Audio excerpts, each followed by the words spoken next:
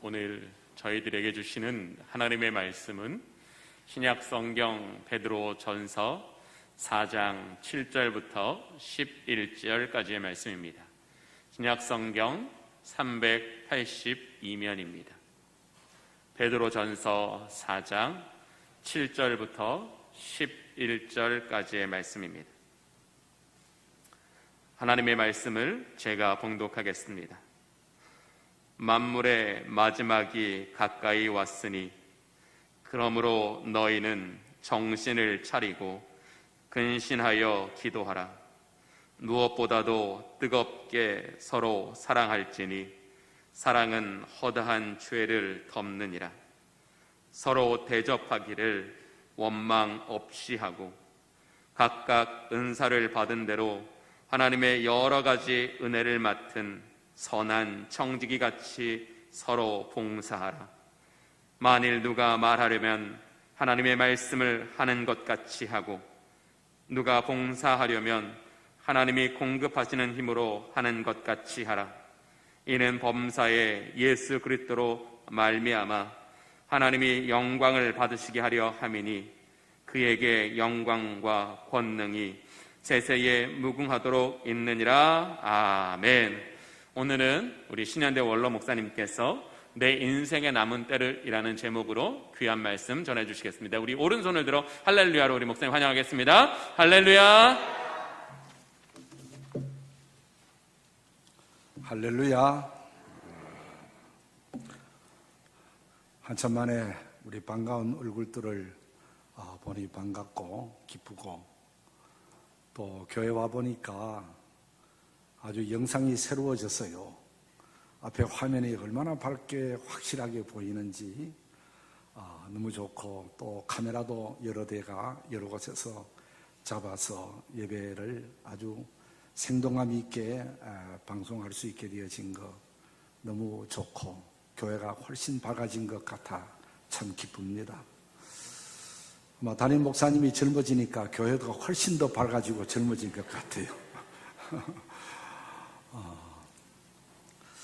우리가 비행기를 타고 여행을 하다 보면은 착륙 한 20분쯤 되면은 기장이 방송을 합니다. 승객 여러분, 본 항공기는 이제 20분 후에 목적지에 도착하게 됩니다. 잊으신 물건이 없으신지 살펴보시기를 바랍니다. 라는 이런 그 멘트 방송이 나옵니다.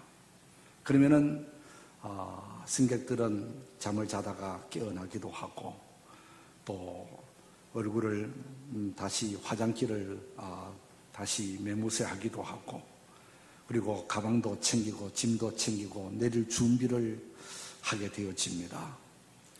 마치 이와 같은 분위기가 오늘 본문에 시작이 됩니다. 사도 베드로는 만물의 마지막이 가까웠으니 라고 시작을 합니다. 이것은 우리 인생길의 마지막이 가까웠다, 종말이 가까웠다, 지구촌의 삶이 이제 끝날 때가 가까웠다 라고 하는 것과 같은 것입니다. 많은 사람들은 이제 종말, 내 인생 마무리하는 그 시점이 먼 훗날인 줄 알고 준비를 하지 않고 세상살이에 바쁘고 지치고 그렇게 몰두하면서 살지만은, 그러나 언제 어느 때에 후딱 도둑같이 내 인생의 마지막이 오는지 모르는 것입니다. 종말이라고 하는 것은 주님이 오시는 그날을 가리키기도 하고, 또 다른 면으로는 바로 내 인생의 마지막 날, 주님이 부르심을 받는 그날을 가리키는데, 성경은 그날과 그 시는 아무도 모른다고 했어요. 도둑같이 임한다고 했습니다. 어느 날 후딱 갑자기 임하게 되어진다고 그랬어요.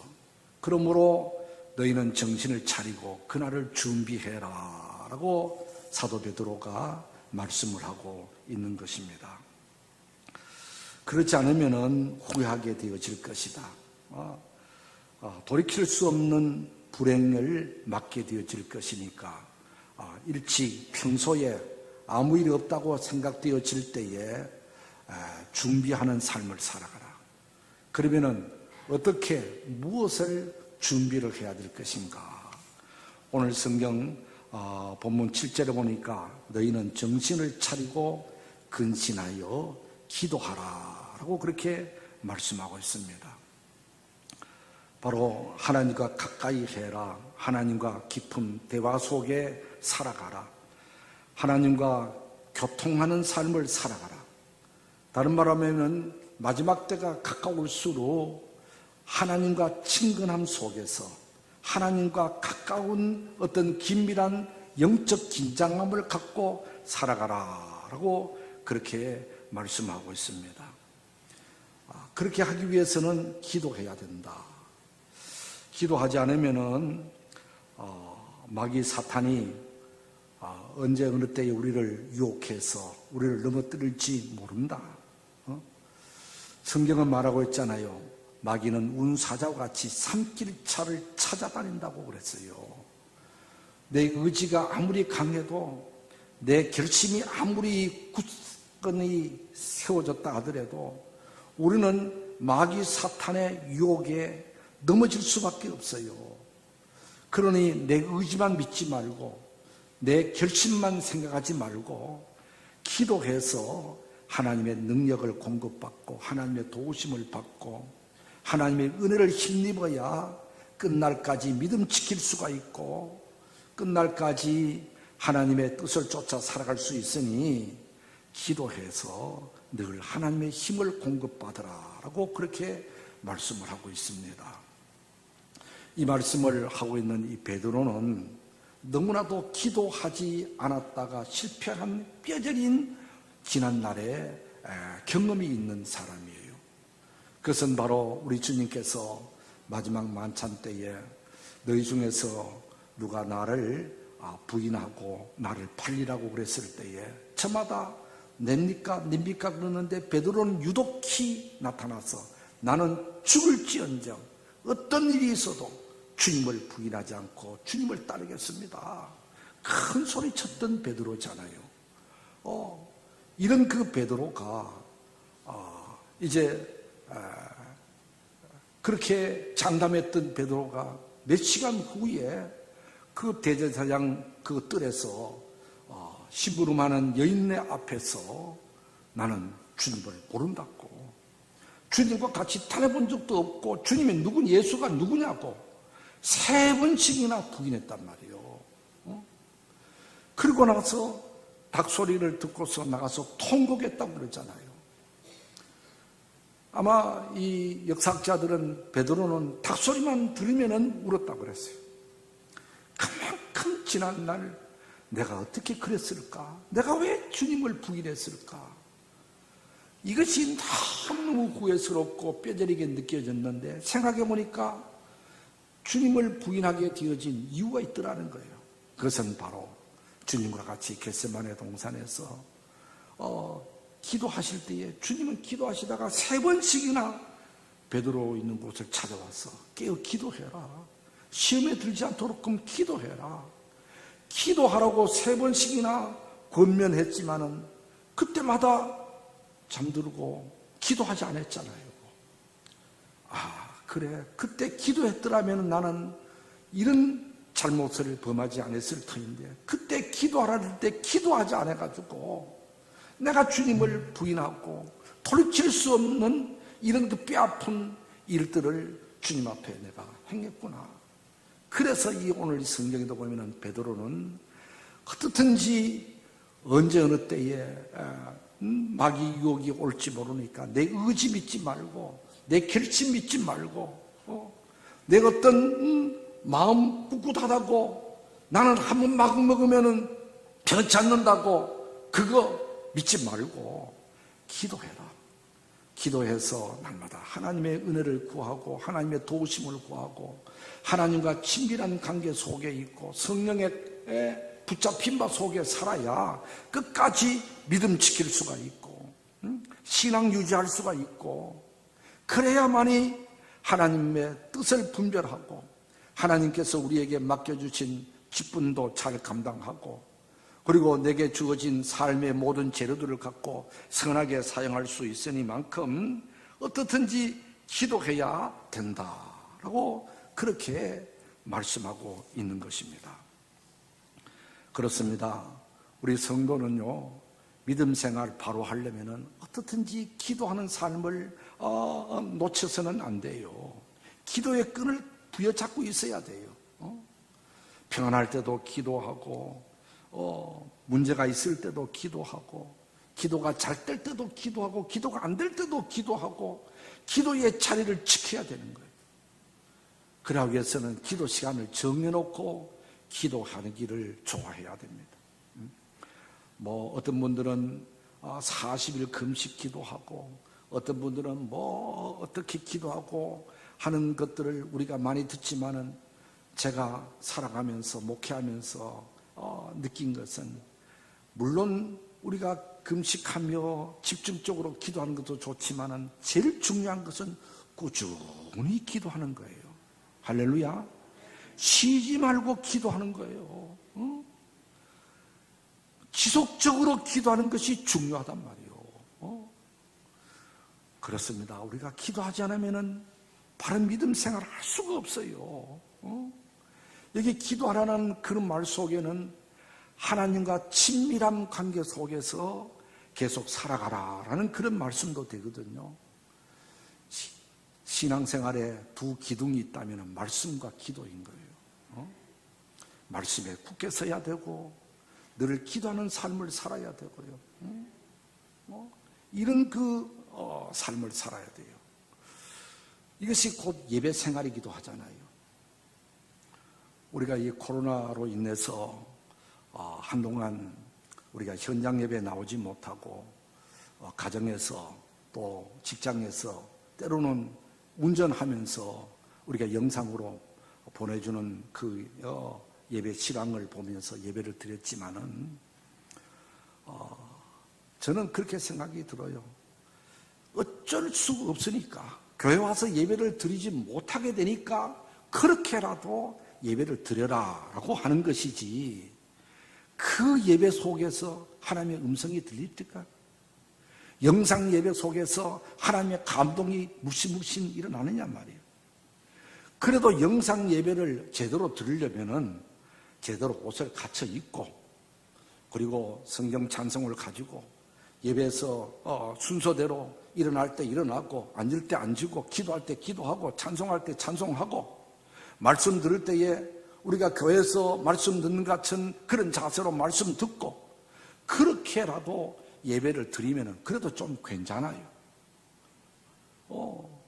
그러나 집안에서 옷을 제대로 입지도 않고 왔다 갔다 하면서 들어 누워서 운전을 하면서, 그게 무슨 예배냐 말이요. 그러니까 우리는 이제 이 규제가 풀어지게 되면은 어떻든지 예배당에 나와서 몸으로 내가 산 제물이 되어서서 하나님의 앞에 내 자신의 정성을 드리면서 예배 드려야 될 줄로 믿습니다. 어떻든지 현장 예배를 중요시 여겨야 되는 거예요. 교회에 나와서 예배를 드리려고 애를 써야 되는 거예요. 사실 전에는 말입니다, 제가 목회할 때만 해도 예배를 생명같이 여기라고 그랬잖아요. 그런데 이거 코로나가 예배의 정신을, 예배의 자세를 드러났어요. 집에서 예배해도 되는 줄 알고, 텔레비로 예배해도 그것이 예배가 되는 줄 알고 그렇게 했어요. 그러나 그렇다 하더라도 우리들만큼이라도 정말 현장 예배, 하나님 편에 나와서 마음을 다하고 뜻을 다하고 정성을 다하는 이 예배를 드리기를 힘써서, 예배를 통해서 은혜를 힘입고 말씀을, 양식을 얻고, 그렇게 해서 하나님과 어떻든 친밀한 교제 속에서 살아가야 될 줄로 믿습니다.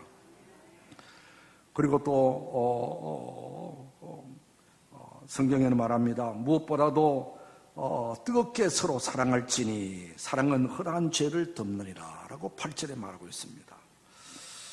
서로 사랑하라고 그랬습니다.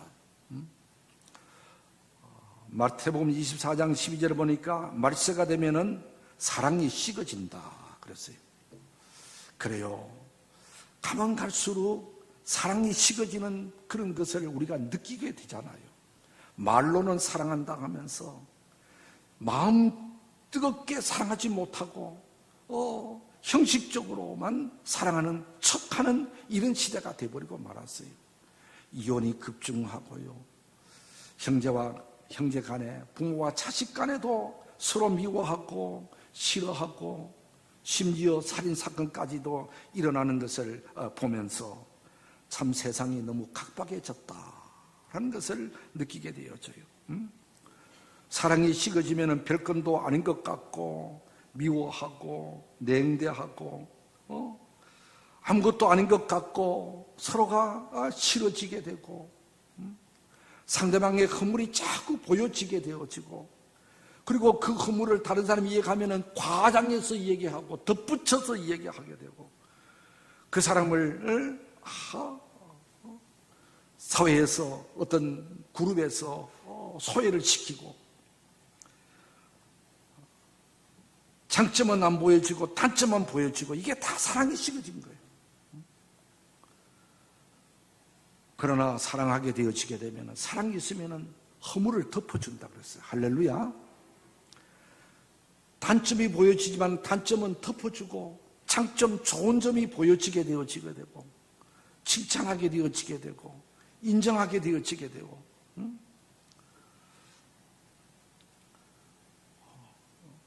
우리 하나님께서는요, 우리 보고 사랑하라고 그랬는데, 그리고 오늘 우리는 하나님 앞에 나와서 기도할 때마다 내 허물과 죄를 용서해 달라고 그렇게 기도하잖아요.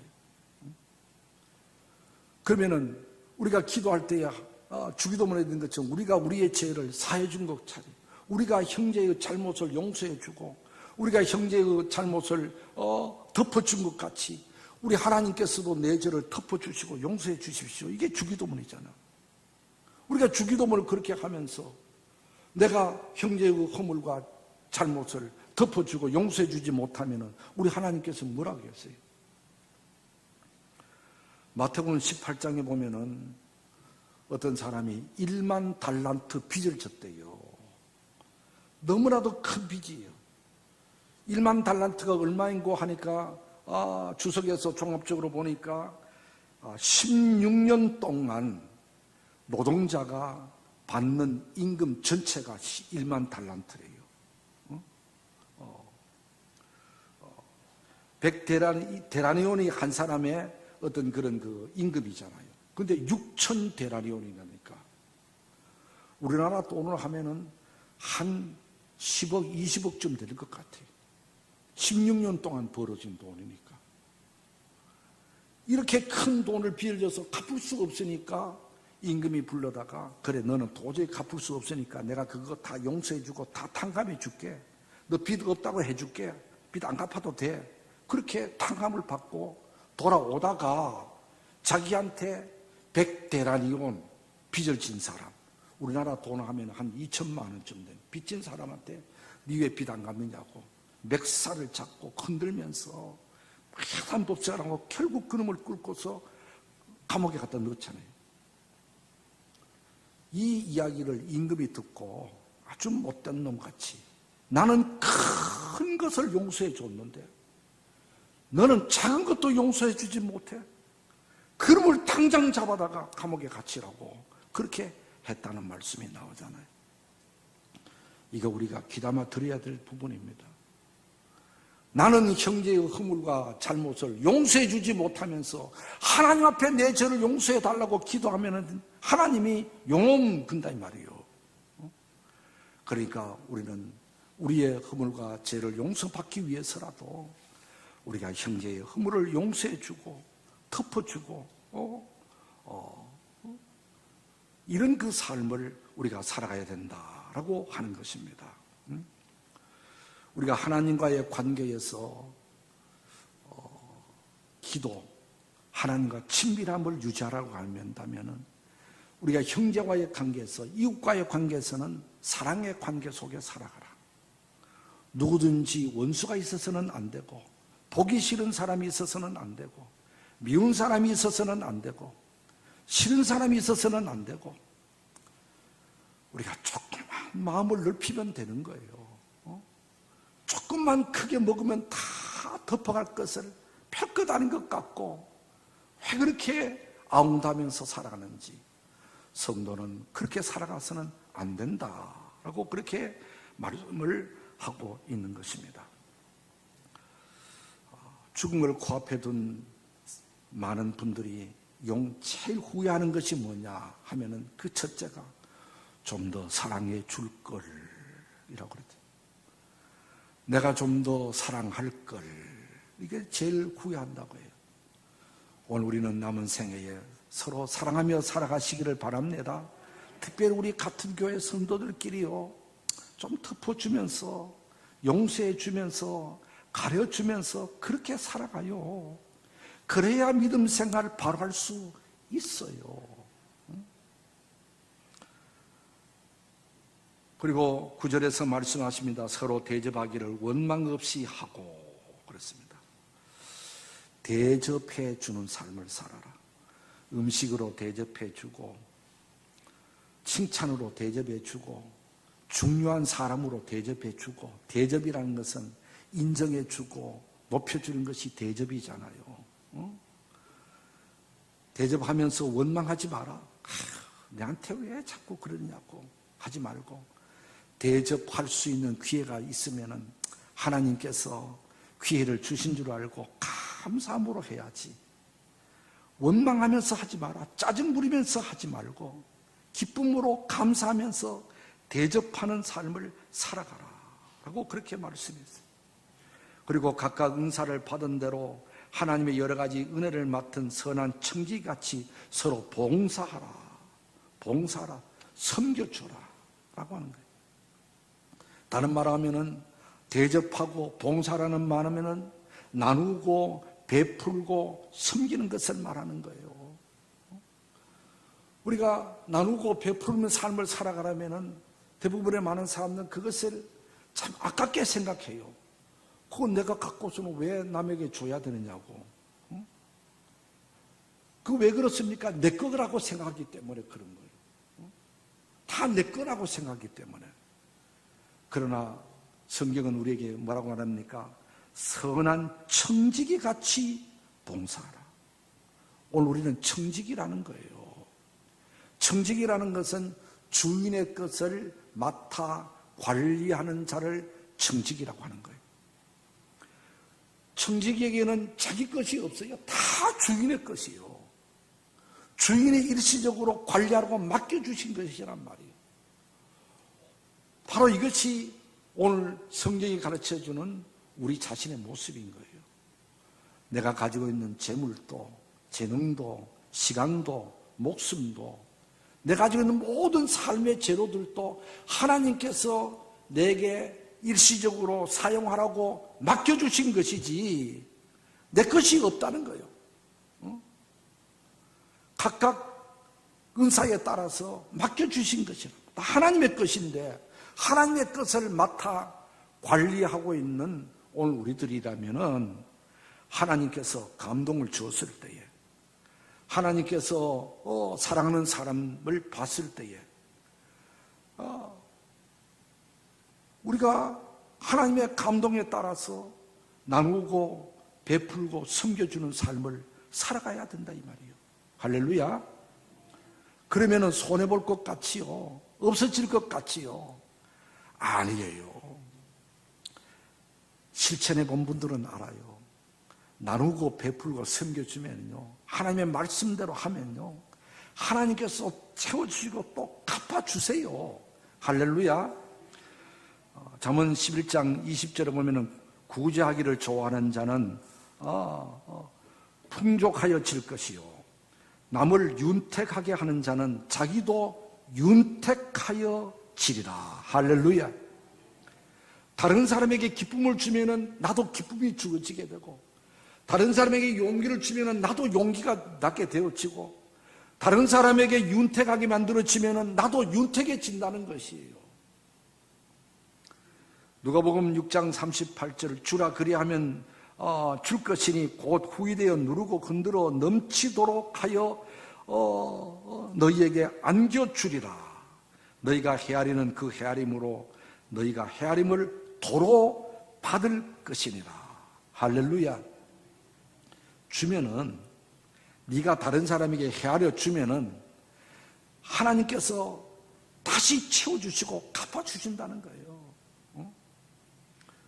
저는 이런 그 체험들을 너무나도 많이 겪고 있어요. 정말 하나님의 말씀은 진리예요. 그렇기 때문에 우리가 세상 살아가면서 내 자신 스스로는 너무 내 것 같고 엉아웅다웅하면서 쌓아놓으려고만 하지 말고 하나님이 귀해 주셨을 때에 그래서 나누고 섬기고 베풀어 주는 것이 이것이 복받는 비결이다라고 성경은 우리에게 말씀하고 있습니다. 역대하 17장 이하에 보면은 여호사밧 왕의 이야기가 나옵니다. 유다의 여호사밧 왕은 참 하나님을 잘 공경하고 백성들을 사랑하고 하나님의 계명을 따라 살려고 했던 선한 왕으로 나오지요. 이렇게 하나님 중심으로 살고 나라를 다스리려고 했던 이 여호사밧 왕, 성경에 보면은 주변 나라들에게 두려운 마음을 주사 여호사밧을 치지 못하게 하셨다. 그때는 전쟁이 많은 시대였어요. 그런데 주변에 있는 여러 나라들에게 여호사밧을 치지 못하도록끔 두려운 마음을 줘서 여호사밧과 전쟁하지 못하도록끔 하나님이 막아주셨다는 거예요. 그리고 그 18장에 보면은 북쪽 이스라엘 아왕하고 서로 사돈관계를 맺고 아왕이 같이 우리가 전쟁하러 가자고 그랬을 때에 할 수 없이 남쪽에 여호사밧 왕도 북쪽 아방을 넣어서 전쟁을 하러 갑니다. 갈 때에 이 아방이요, 왕이 두 사람 되어서는 안 되니까 당신이 왕복을 내고 있는 왕복을 입고 전쟁터에 나가고 나는 평군인복을 입고 전쟁하러 가겠다고. 그렇게 해서 여호사밧이 느닷없이 왕 지휘관이 돼가지고 나가게 되어진 거예요. 근데 적군에서는 다른 사람하고 싸우지 말고 그 장군들 몇몇은 적군 왕에게만 잡아가지고 왕과 싸우라고 그래가지고, 그래서 왕복 입은 여호사밧이 걸려서 막 쫓기고 추격을 당하고 지금 곧 죽게 되어진 거예요. 그랬을 때 성경 보니까 적군들이 저 사람은 가짜 왕이다 라는 것을 알게 해서 추격하기를 멈추고 해서 여호사밧이 죽을 자리에서 살아났어요. 그다음 또 성경에 보면은 여호사밧 왕이 통치하게 될 때에 세계 나라의 연합군들이 유다 나라를 침공해 들어온 거예요. 그랬을 때에 여호사밧은 도저히 이 연합군들을 이겨내고 같이 당해낼 힘이 없었어요. 그럴 때 하나님 앞에 나가서 기도했어요. 여호와여, 우리는 저들을 당해낼 힘이 없습니다. 능력이 없습니다. 하나님 도와주시옵소서라고 기도했더니 하나님께서 응답하시기를 이 전쟁은 네게 속한 것이 아니라 내게 속한 것이다. 그렇게 말씀하셨어요. 그런 하나님의 응답을 받고 여호사밧은 군대를 이끌고요, 무기를 갖고 나간 것이 아니라 찬양들을 조직해서 찬송하며 적군들을 맞이하러 간 거예요. 나갔더니 그 사이에 하나님께서 세계 연합군들끼리 자기들끼리 치고받고 자멸하고 스스로 다 죽고 말았어요. 그래서 그들이 가지고 있던 전리품들을 거둬들이는 것만도 3일 걸렸대요. 할렐루야. 전쟁 한 번 하지 않고 그 많은 전리품들을 그냥 공짜로 얻은 거예요. 하나님의 뜻대로 살고 믿음으로 살고 정말 하나님을 사랑하고 했었을 때 하나님이 이렇게 지켜주시고 보호해 주시고 함께해 주시고 필요한 것을 충분하게 공급해 주시고 원수의 마음까지 돌려주시고, 할렐루야. 우리가 하나님의 뜻대로 살면은 하나님이 은혜를 주시고 복을 내려 주실 줄 믿습니다. 이제 오늘 우리들도 언젠가는 지구촌을 떠나가야 될 때가 있잖아요. 우리는 언젠가는 모르지만은 지금부터 내 남은 때만큼이라도 하나님의 뜻대로 살아야 됩니다. 하나님과 친밀한 교제 속에서 말씀과 기도로 예배로 우리가 살아가고요. 그리고 서로 이웃과 형제 간에 서로 사랑하며 살고요.